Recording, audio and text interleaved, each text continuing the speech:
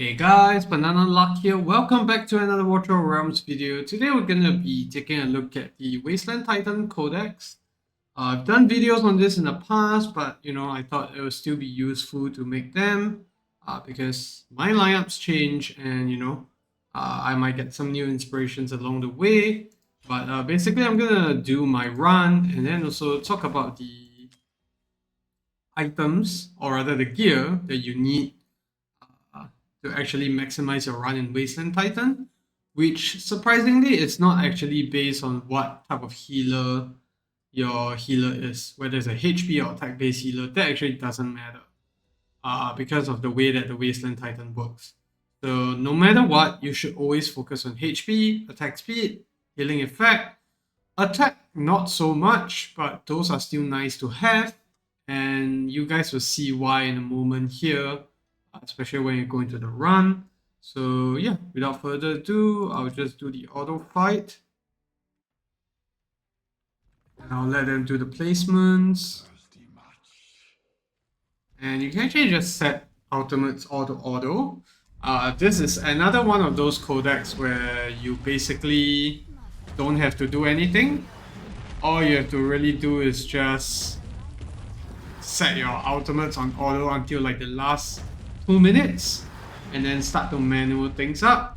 When we talk about manualing things, what you mostly want to do is cycle your ultimates. So on the right side, it's a bit more straightforward.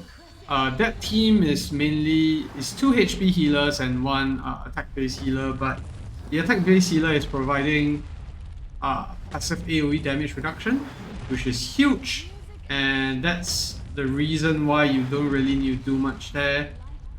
You only need to cast Midan's Dispel after every Raw Ascent that the boss does. So you want to do it ideally after a cycle of Raw Ascents so that no extra stacks get refreshed in between. On the left side, it's the same thing, but these 2 healers are a bit harder to keep alive.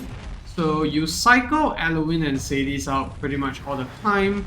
But for now, because it's on auto, things are like, running on their own. They may not be cycling optimally, but that's fine. Because from the 2-minute mark onwards, that's where we pause things and, really start to manual it up. So, yeah, if your healers don't survive till now, it basically means you don't have enough HP or attack speed, or, your heroes are not maxed out yet because all my heroes are on full HP gear and only the epics are maxed out. Other than that, actually Elowen and Percy are maxed out, but Sadie and Aileen are not. They are just only dusted, still dust only. And this is where we're gonna have to start taking things a bit more seriously. So you can see after that cycle, we'll do the Dispel.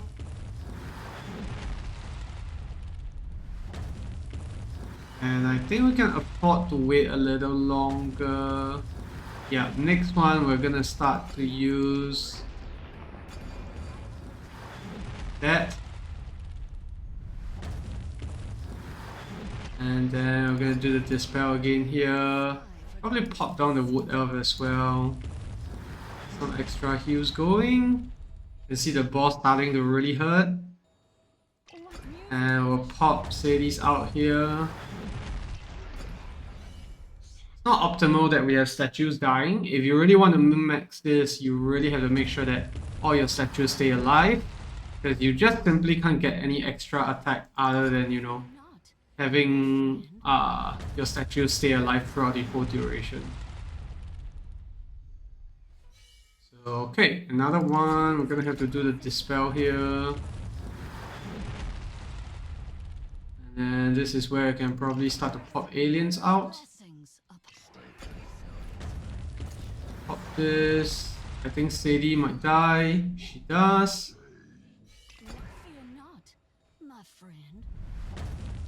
This statue is gonna die, unfortunately, because I don't have my Sadie maxed out. If I did, I think it'll be probably a better outcome. Yeah. This is not the best run I have. Normally I'm able to keep Percy and Vortex all alive. I can show you the auto run. It's probably just the timing of the ultimates. When I'm talking, I get a bit distracted.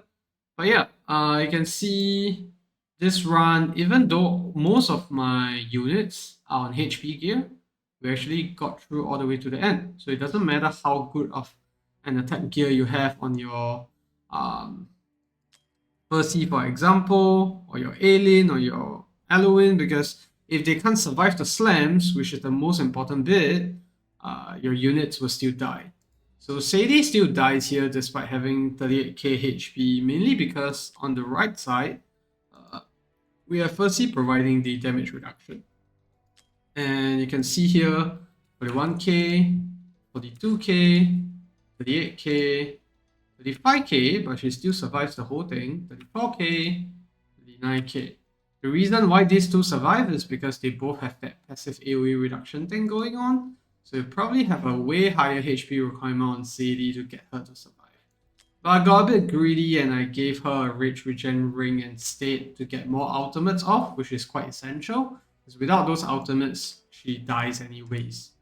We'll do the auto fight again and, you know, show you guys whether you can see that min-max run where we get actually about 219k.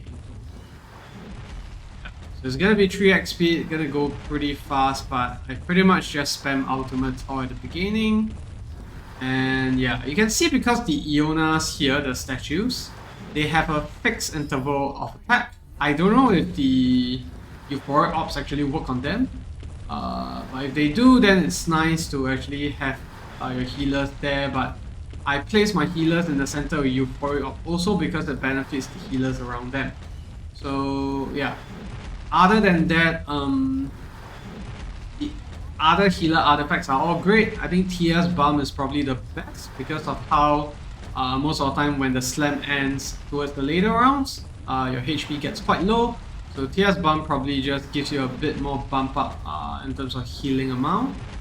And Sadie is the only one in Golden Scarab because we want her doing her ultimate as much as possible. This time I'm not too worried because Percy, Vortex, both very...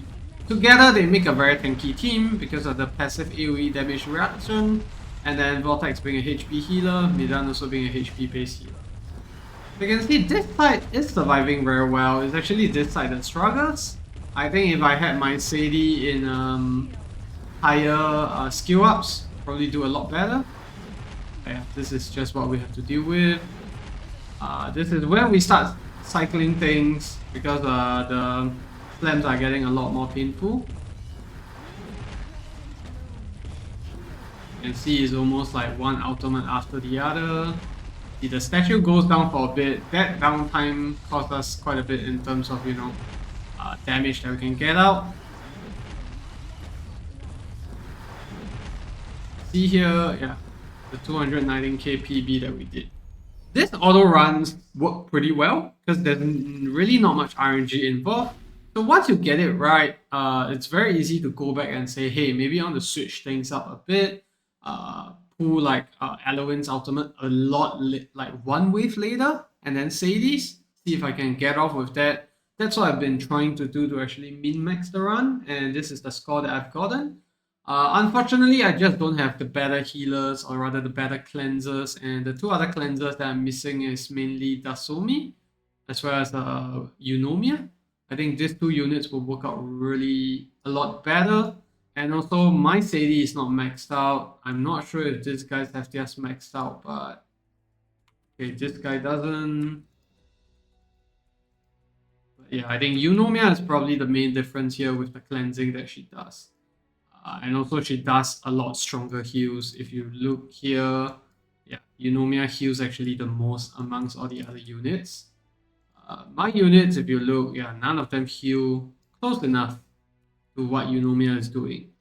So at this point, for me, it's just a hero issue where, you know, we don't have the heroes to actually push further for the higher ranks. But I'm all for that. That's fine because, yeah, we simply don't have the heroes and there's just no point maxing it out because 219k is a really good score and really hit the maximum rewards. So once again, gear-wise, this is what we have. Whirlwind, Asclepius set, Euphoric Orb because she's in the middle. She's one of the cleansers. Same for Eloin, Invigoration set. And then a Sadie Invigoration set as well with a Golden Scarab for more ultimates. Aileen, I just gave her a lot of HP. Her attack is not the highest, but we also have this artifact that benefits her quite a bit because there's lots of allies around her. And then Percy, Invigoration set, lots of HP. Vortex, the same thing. Just bear in mind when you're thinking of splitting teams, the side that has Percy tends to have a lower HP requirement, whereas the side without Percy, you have to go a lot higher. I think at least 40k, like what I have here, should help you survive. I think if I could prop up Sadie's HP to maybe 40k, I think she could survive a little bit longer, but I'm just too lazy to get that done. So yeah, that's gonna be it for the video. A very straightforward one. My tips and also suggestions on how you can actually maximize your run. All in all, to summarize it, build as much HP as you can, attack speed, and the rest of the things are just add-ons that are nice to have. And also make sure that you strategize your placements. If you have Percy, make sure that he protects as many units as possible. And then you can just put Sadie and Eloin on the other side and and then fend off for themselves. So yeah, that's gonna be it for the video. If you have any questions, feel free to leave it down in the comment section below. If you enjoyed the content, leave a like or subscribe. And I'll see you in the next video. Goodbye.